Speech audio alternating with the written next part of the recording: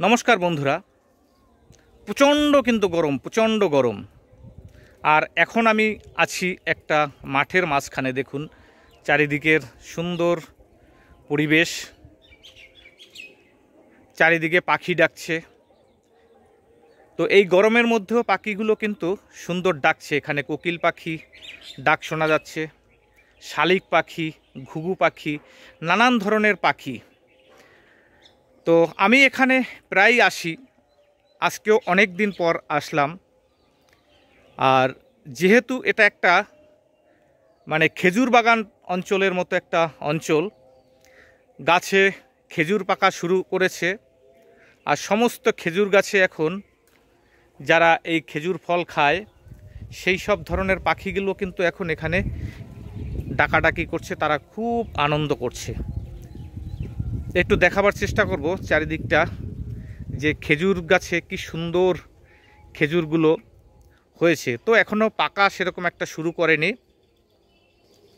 দেখুন দূরের খেজুর গাছগুলোতে কি সুন্দর খেজুর হয়েছে। এখন প্রত্যেকটা গাছে যে খেজুর আছে সেই সব গাছগুলো কিন্তু হলুদ। দেখুন একটু দূর দূরে যে গাছগুলো হলুদ। তো আর কয়েকটা দিন পরে কিন্তু এই খেজুরগুলো পাকা শুরু করবে। আর এই অঞ্চলে ছোট ছোট বাচ্চারা আসবে, তারা খেজুর নিতে আসবে। আমিও কিন্তু আসি ছোট বাচ্চাদের মতো, প্লাস্টিক নিয়ে আসি।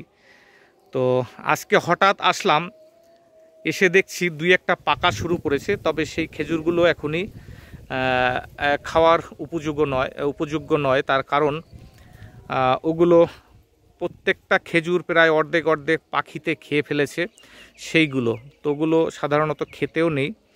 আর গাছে যখন অনেক খেজুর পাকবে তখন কি হবে, ওগুলো কিন্তু নিচেই পড়ে যাবে। নিচে পড়ে যাবে মানে ওই খেজুরের কাঁদিটায় যখন কোনো পাখি বসবে তখন কিন্তু ঝরঝর করে খেজুরগুলো পড়বে। আর সেই খেজুরগুলো ওখান দিয়ে বেছে বেছে তুলে নিলে সেগুলো কিন্তু একটা খাওয়ার উপযোগী হবে।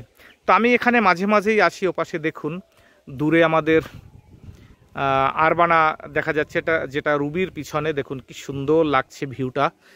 আর আকাশটা এখন পরিষ্কার। আর এই দেখুন আমার সামনেই একটা খেজুর গাছ, কি সুন্দর খেজুর। আর এই খেজুরটা কিন্তু ভালো না, জানেন, এটা একদম ছোট ছোট টেপা টেপা খেজুর। এটা বুঝতেই পারা যাচ্ছে যে খেজুরটা ভালো হবে না, এর কোনো মাংস হবে না আর গায়ে।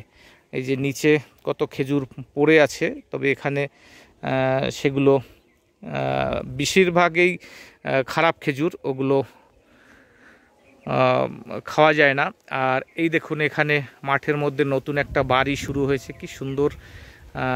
কিছুদিন এরা একটু নিরিবিলি থাকতে পারবে, মুক্ত হাওয়া পাবে। তার কারণ যেহেতু এখানে কোনো পলিউশন নেই, আশপাশে অন্য কোনো গাড়ি ঘোড়ার কোনো গ্যাদারিং নেই, তো সেই দিক দিয়ে এরা কিন্তু এখানে খুব সুন্দরভাবে বসবাস করতে পারবে।